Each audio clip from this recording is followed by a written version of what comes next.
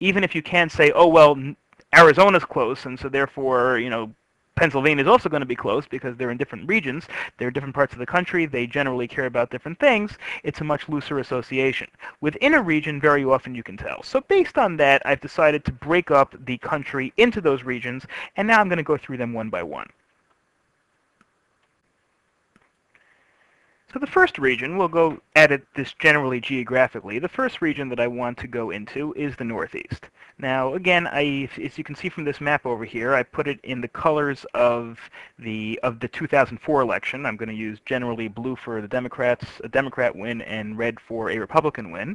And if you notice, one thing about this region is that it's a sweep. The entire Northeast in the 2004 election went for Senator John Kerry of Massachusetts. Now, I notice I skipped Pennsylvania because I thought Pennsylvania was more appropriate to put in the quote-unquote Rust Belt, which we'll get to a little bit later on.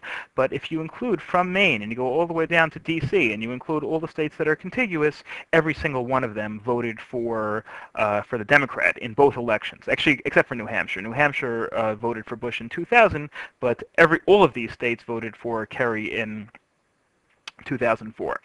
Now, if you look at some of the statistics, this is not really necessarily a swing district, a swing area of the country, a swing region. In this area, we pretty much know what we're going to see. This area, the Northeast, encompasses 10 states plus the District of Columbia, has 96 electoral college votes altogether, which makes it a fairly big region, as the regions we're going to discuss today. This is a very, very strong Democratic stronghold. It hasn't always been that way. I mean, there was a time in the history of this country that New York was actually considered a swing state, maybe 40, 50 years ago. But to today's day and age, because of the way the parties have lined up, because of the quote-unquote Southern strategy that the Republicans have really focused on gaining the South, which they've basically been successful in doing in the last 30 or 40 years, the Northeast has really swung in the other direction. The Northeast has been pretty much a Democratic stronghold. They're very socially liberal in general in these states. Again, there are obviously exceptions in terms of states. There are exceptions in terms of certain policies, but in general, this is the most socially liberal area in the country for the most part. Tight gun control laws, which again would not be allowed in perhaps certain other parts of the country. Permissive gay rights laws. Massachusetts was the first state to allow gay marriage. Vermont was the first state to allow same-sex unions. New Jersey just came out recently with a ruling that allowed something that was almost the same as gay marriage. And California is also in the forefront in these issues, but certainly the Northeast is just as liberal as any other area in the country. There is one swing state in the Northeast, and that's New Hampshire. That could actually be a very important swing state this year, especially because New Hampshire was won by John McCain in both of the primaries, and both in 2000 when he destroyed Bush by 17 points in New Hampshire before eventually losing in South Carolina and losing the nomination. And McCain, of course, won just a few months ago in 2008. He won the New Hampshire primary in a very, very important victory that spurred him on to the Republican nomination. New Hampshire is very independent. New Hampshire prides itself in independence. McCain has a reputation for being very independent. So New Hampshire is a state that certainly is open to McCain, even though it did go for Kerry a few years back. Also, Obama, of course, lost New Hampshire to Senator Hillary Clinton. It was a very, very close vote, and I still think New Hampshire could certainly go either way, but it certainly is very, very much a swing state in this election. Now, the only other states that there's any realistic chance whatsoever of McCain winning is New Jersey and maybe Maine. And the only reason why I say Maine is because Maine in the polls is not dominated by Obama, and it does have two Republican senators. And Maine also does have a streak of independence. There's a possibility that Maine will be competitive, but frankly, I don't think so. New Jersey has this interesting history over the last maybe 3 or 4 election cycles that in the spring, it looks like the Republicans are doing pretty well, and then as you get closer and closer to Election Day, the Democrats get stronger. I mean, this happened in 2006 with the race between Tom Keene Jr. and Bob Menendez for Senate. It was basically tied. Keene had a small lead with all the way up until a month to go, and then Menendez pulled into the lead and won the Senate election for the Democrats rather easily. The same thing was true in the Kerry-Bush election. After the Republican convention in 2004, New Jersey was considered a tie. It was a dead heat. It was almost a toss-up state. But as the election got closer, New Jersey got further and further toward the Democrats, and eventually Kerry won New Jersey by a fairly comfortable margin.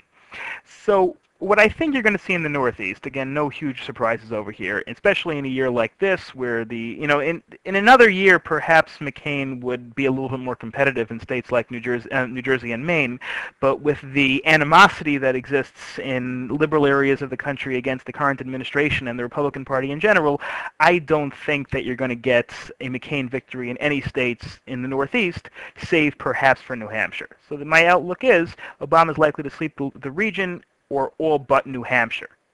And in today's climate, it's unlikely for McCain to compete for any of these states. I think there's an excellent chance that McCain could win New Hampshire, but the other states, I think, will all go for Senator Obama. The second region that I wanted to discuss will go a little bit further down the coast, and that is the Southeast. Virginia, North Carolina, South Carolina, Georgia, and Florida. Just as the Northeast region was totally blue, this region, at least in the 2004 election, was totally red, all the way from Virginia down to Florida. Florida is generally, over the last few elections, considered a huge swing state, and it was the key swing state in 2000. It was also a key swing state that President Bush was able to hold on to in 2004. These are the numbers of electoral votes. Again, you're talking about Florida, which is a big state, and a bunch of medium-sized states to boot. Now, historically, these have been strong Republican states over the last few election cycles. Now, certainly in the old days when the South was a Democratic stronghold, these were very strong Democratic states. But recent election cycles, when you're talking about President Bush's both of President Bush's terms, all of these states have gone for Bush both times. Even Florida, which actually was much stronger for Bush in 2004 than it was in 2000. However, these are states. This is a region of the country that may very well be in play. It's the kind of thing that McCain has to be very worried about. So let's take a look at the numbers over here in the Southeast. We have 5 states for a total of 78 electoral college votes. It's a recent GOP stronghold. The Republicans have done very well recently. Socially conservative, certainly just as in the rest of the South, these states are very socially conservative, again with the exception of Florida to some extent, which has a lot of transplanted Northerners. The big thing about the Southeast is that it has a very high African American population. If you remember the primaries in many of these states like Georgia, North Carolina, Virginia, these were states that voted very, very heavily for Barack Obama during the primary, spurred on by a very high African American turnout. In some of these states, in the Democratic nomination process, the African Americans constituted almost and up to 50% of the Democratic voters. Now, obviously, in the general election, it's not going to be anywhere near that. It may be more like 25% or 20% or something to that effect. But it's still a very substantial number, as compared to most other states in the country. And that really makes this into a swing region. Look, there's no issue in terms of who African Americans are going to support in this election. African Americans generally support the Democratic Party. In fact, it's generally close to 90% Democrats in recent history. This year, with Obama running, you're probably going to be looking at least 95%. It's not an issue of who's going to win the vote. However, turnout is a big factor. If African American turnout is substantially higher than it usually is because of Barack Obama running, then that could help tilt some of these states, because many of these states were not very, very strongly in the Republican column to begin with. Take a state like Virginia, and I put over here the swing states: Florida, which in general is a swing state, and Virginia. Virginia is a state that has voted Republican generally in the last several election cycles, but has been trending Democrat recently. Democratic governor, Democratic senator was elected a couple of years ago, and Jim Webb, in a shocking upset of George Allen, who was a very popular conservative senator from Virginia. That is something that is really considered a dead-on swing state at this point. The current Real Clear Politics average polling has McCain up by 1.3% in Virginia, which is almost a statistically insignificant lead. Both of those are really open to either side. In fact, other states over here can be potential targets as well. South Carolina is probably unreachable for Obama, even with his huge victory there in January against Hillary Clinton. But North Carolina and Georgia are both states that are reachable based on current polling.